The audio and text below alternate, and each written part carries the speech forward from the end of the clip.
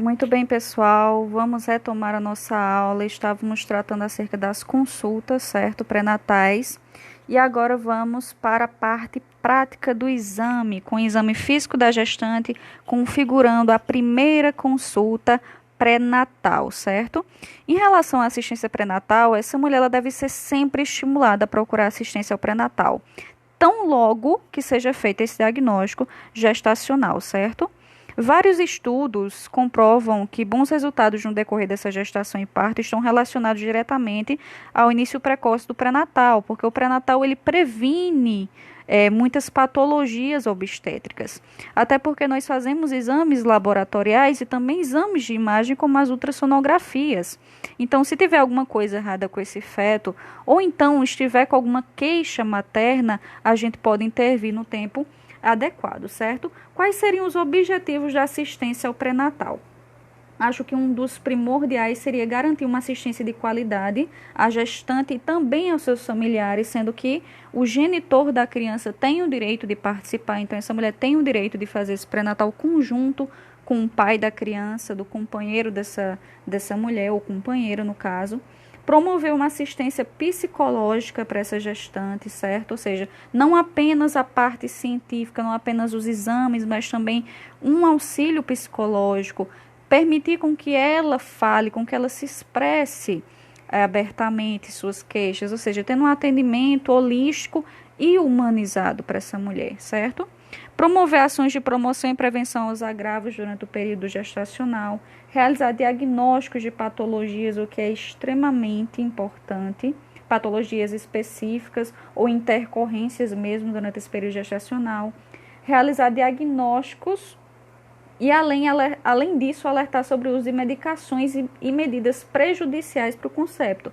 Ou seja, o profissional da enfermagem, ele tem todo esse aparato técnico científico e tem nas mãos toda essa importância de trazer todas essas informações e fazer com que o pré-natal dessa gestante seja o melhor possível, né? Orientar também e tratar os distúrbios da gestação, orientar e preparar a gestante por meio de ações educativas, como o caso dos grupos de gestante, para mudanças do corpo, para a questão de parto, aleitamento materno, que é de extrema importância, a gente tem um déficit muito grande acerca do aleitamento materno, preparação das mamas, que é de extrema importância. Um ponto que eu quero pontuar, assim, de extrema importância para vocês, para os meus alunos, é a questão do estímulo ao aleitamento materno, que está bastante deficiente. O aleitamento materno previne tanto câncer de mama para essa mulher, porque faz uma esfoliação na mama dessa mulher, como também a primeira imunização desse recém-nascido. Então, a primeira vacina que ele toma é a questão do leite materno, é a amamentação. Então, estimular essa amamentação, estimular o preparo das mamas, pedir para que ela ande menos com sutiã, exponha as mamas ao sol, no sol mais brando, de 8 às 10 da manhã, todos os dias, certo? Ou seja, estimulando futuramente a questão da amamentação, né? A preparação desse mamilo para uma amamentação adequada e efetiva. Acerca da primeira consulta de enfermagem, vamos para a assistência efetiva do pré-natal da gestante baixo risco, né? Que é a gestante que é atendida nas unidades básicas de saúde da família. Essa primeira consulta ela é realizada após a confirmação da gestação e na primeira consulta o profissional de enfermagem deve preencher a ficha obstétrica. Mas, professor, o que contém nessa ficha obstétrica? Anamnese, identificação, dados socioeconômicos, quem trabalha na casa, quem não trabalha, ela trabalha no que ela trabalha, antecedentes pessoais, fuma, bebe, também temos os antecedentes ginecológicos, quantos parceiros sexuais, quantos processos de abortamento, é primeira gestação, é segunda gestação, terceira gestação, teve alguma mortalidade de um filho nascido após de 5 anos de idade ou antes de 5 anos de idade. Então, a gente faz todo um antecedente ginecológico, antecedentes familiares. Na sua casa, quantas pessoas vivem junto com você? Quem é o provedor principal? Você é o provedor principal, a provedora principal no caso? A questão da sexualidade, quantos parceiros sexuais você já teve? O seu parceiro, você tem um parceiro sexual fixo, você é casada, você é solteira, você namora, você conhece o indivíduo que é pai biológico do seu filho? a questão dos antecedentes obstétricos que eu também já citei com vocês, né? A gente também realiza o exame físico geral, com determinação do peso e avaliação do estado nutricional da gestante. E é a partir daí que o técnico de enfermagem entra bem pontualmente, porque durante o dia do pré-natal, o técnico de enfermagem ele faz esse acolhimento, verificando pressão arterial, verificando o peso, a altura, anotando, às vezes, uma queixa que o técnico de enfermagem ouve durante aquela sala, durante esse acolhimento, essa anamnese que ele também faz na sua sala. Muitas vezes não é passado pela gestante para a enfermeira obstétrica ou para o médico que está acompanhando essa assistência ao pré-natal. Então, é de extrema importância qualquer queixa que ela vier a apresentar ser anotada também e ser entregue a esse enfermeiro ou esse médico que estejam fazendo essa assistência, certo? Questão de peso, estatura, o estado nutricional dessa mulher entra assim nos quesitos também de extrema importância. A frequência cardíaca, pressão arterial, inspeção de peles e mucosas, certo?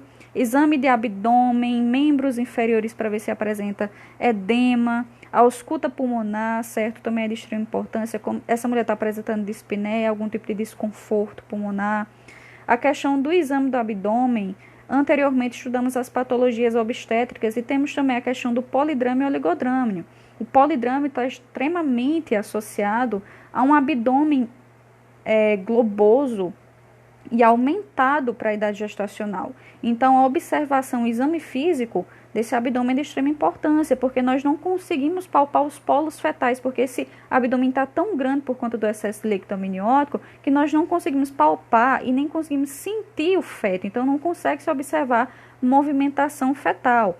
Também a questão do oligodrâmino, que é a redução desse líquido amniótico, esse útero fica pequeno para a idade gestacional, certo? Nós temos curvas de controle, que eu vou mostrar para vocês adiante numa imagem, que fala acerca dos centímetros, certo? Da curvatura abdominal, que são preconizadas para uma idade gestacional, que indicariam ou não patologias obstétricas, né? Ou então algum tipo de anomalia. Vamos adiante. O exame físico específico que a gente chama de inspeção obstétrica, certo? Primeiramente, nós iniciamos esse exame físico céfalo-podálico, certo? Ou seja, da cabeça aos pés. Na cabeça, nós observamos o aparecimento da lanugem, certo? Junto à inserção dos cabelos, que a gente chama de sinal de Alban, que tem sido muito relacionada à maior nutrição dos folículos pilosos. Eu acho que muitas vezes vocês já observaram ou já ouviram falar que a gestante tem pouca queda de cabelo e realmente por conta do aumento da circulação, certo? Essa queda de cabelo, ela é reduzida, então ela tem um aumento do número de fios, é um período em que elas se sentem muito bem com os cabelos, porque caem muito menos, ficam sedosos, brilhantes, exatamente pela maior nutrição dos folículos pilosos, né, e a maior atividade circulatória. Outra alteração também na cabeça é a pigmentação da tonalidade escura, distribuída nas regiões mais expostas da face, certo? Como fronte, nariz e a região zigomática, que é denominada de cloasma gravídico. E sempre estimular essa mulher a utilizar protetor solar para diminuir essa hiperpigmentação, certo? Estando relacionada à hiperperfusão do lobo anterior da hipófise, ou seja, é um problema em relação hormonal, certo? E também está muito diretamente relacionada à função hormonal da placenta. A nível de pescoço, o que é que a gente observa? Hiperfunção da tireoide, certo? Engrossando assim o pescoço dessa mulher, podendo alterar também e ficando mais evidente após o segundo trimestre dessa gestação, certo? Ou seja, o pescoço dá uma aumentadinha por conta dessa hiperfunção tireoidiana. Podemos observar que a gestação ela é uma reação em cadeia de hormônios, então a gente tem muita excreção de hormônios que influenciam diretamente ou indiretamente nesse período gestacional. A nível de tórax, professor, o que é que o enfermeiro deve observar? Primeiramente, antes de a gente fazer essa inspeção de tórax, o enfermeiro ele deve solicitar que essa gestante fique em decúbito dorsal, horizontalmente com os membros estendidos ao longo do corpo, certo? Iniciando o exame físico com a inspeção das mamas. A gente sempre inicia o céfalo-podálico, vai para a cabeça, pescoço, tórax. No tórax, mama, sempre primeiro as mamas. O preparo hormonal dessa lactação, ou seja, da produção de leite, promove determinadas alterações nessas mamas, deixando essas mamas maiores, mais dolorosas, mais sensíveis. E nesse momento a gente pode também já estimular ela a questão da lactação, já promover a amamentação futuramente. Então, enquanto já faz essa inspeção, já vai conversando com ela da importância da amamentar.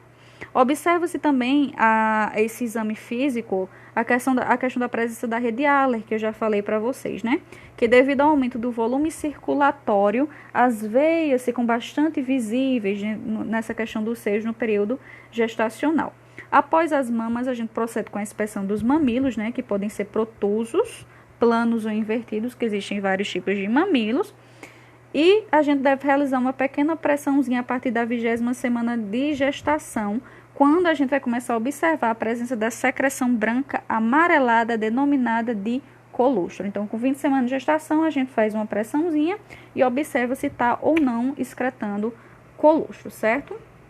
E a gente deve sempre observar se tem alguma alteração e anotar. Em relação à avaliação abdominal, pode-se observar a presença de víbices, certo? Que é a presença da linha alba, o volume e a forma desse abdômen. Como já citei a vocês, o tamanho do abdômen, a forma, a questão da palpação desse abdômen está diretamente ligada ao crescimento gestacional adequado ou inadequado, certo?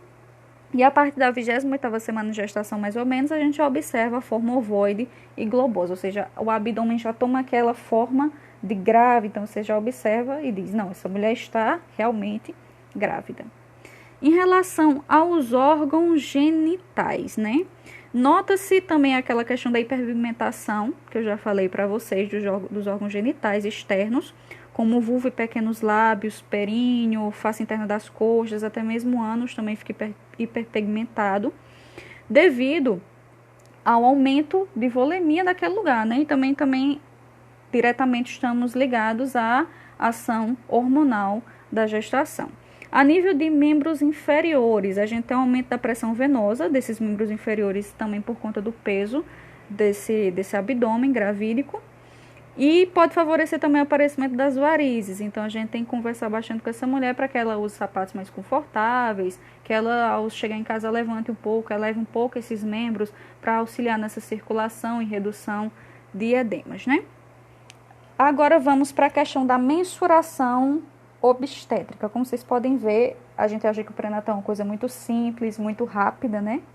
Porque muitas vezes o profissional faz muito rapidamente, porque tem outras gestantes ao aguardo, mas é algo bastante complexo, é algo que tem uma parte técnica, uma parte teórica, então tem todo um aparato técnico-científico que respalda o processo de enfermagem nesse pré-natal.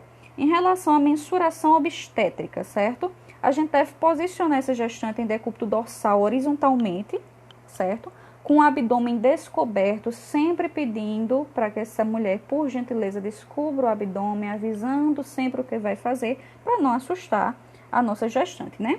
E essa gestante é de extrema importância que ela esteja com a bexiga vazia, para que não haja aumento no resultado, certo? Da mensuração dessa altura uterina. Para iniciar a mensuração da altura uterina, deve-se delimitar a borda superior da sínfise púbica e do fundo uterino com a extremidade da fita métrica, que a gente chama de ponto zero, que deve ser fixada sobre a borda superior da sínfise púbica. Fazendo isso, deslizamos a borda cubital da mão sobre a linha mediana do abdômen até o fundo uterino. Professora, a senhora falou tanto, a gente não entendeu, nada. Eu vou mostrar para vocês um pouco mais à frente uma imagem bem didática que vai facilitar para vocês a questão da observação dessa mensuração da altura uterina, ok? A gente também tem a questão do preenchimento do cartão da gestante, né? Então, o valor dessa altura uterina mensurada, que é expressa em centímetros, realizado com a fita métrica, deve ser anotado na evolução de enfermagem e no cartão da gestante. Cada gestante tem a sua evolução bonitinha nas pastas e devem ser anotadas durante toda a consulta pré-natal realizada. E o aumento desse útero está relacionado diretamente à idade gestacional. Então, idade gestacional X, altura uterina Y, certo? Sendo assim, o profissional que presta o atendimento, ele deve sempre se atentar à compatibilidade do valor obtido com a idade gestacional. É um gráfico muito simples que eu vou mostrar para vocês, certo? Aqui, nessa figura 11.1, a gente observa a mensuração da altura uterina com a fita métrica, certo? A questão do posicionamento, além decúbito dorsal horizontalmente, que a gente chama vulgarmente barriga para cima, com o abdômen descoberto, certo? Com a bexiga vazia, vocês estão observando a questão da palpação do fundo uterino? Então, ponto 0, certo? E vamos até a parte superior, certo? A gente palpa colo uterino, que é mais embaixo, e vai até a questão do fundo uterino, que é na parte superior. Ponto 0, início, e até o finalzinho, a gente descobre quantos centímetros esse abdômen está apresentando neste momento, através da questão da mensuração. E vamos para esse segundo gráfico, certo? Que é a figura ao lado, que observamos que tem a altura uterina expressa em centímetros e as semanas gestacionais embaixo. Então, a gente vai observar, por exemplo, 21 semanas, 22 semanas, está com 25 centímetros, 27 centímetros. No caso aqui, está apresentando 25 centímetros. Tá ok. Então, está dentro dessa curva limite, ok? Voltando, a questão da nutrição, uma boa alimentação é de extrema importância. A questão de sempre enfatizar a utilização da suplementação de ácido fólico e sulfato ferroso. A questão do estresse também. Sempre falar para ela tentar mediar esse estresse, que a gente sabe que muitas vezes não é possível, mas sempre tá falando para ela, porque pode haver a questão do aumento dessa pressão arterial e ela desenvolver uma hipertensão gestacional, que vai aumentar o risco desse pré-natal e, inclusive, pode até aumentar o risco desse trabalho de parto. A questão de não utilizar tinturas com amônia no segundo trimestre. A partir do segundo trimestre, está liberado, certo? A questão do citológico. Sempre me perguntam muito a questão da realização do citológico ou exame citopatológico. Ele só é feito a partir do segundo trimestre, certo? E não se faz a parte interna, só a parte externa. A gente faz a coleta somente da parte externa. Ok? Vamos agora para a terceira parte da nossa aula, que ficará para outro vídeo, ok? Se ligue na parte 3 da nossa aula.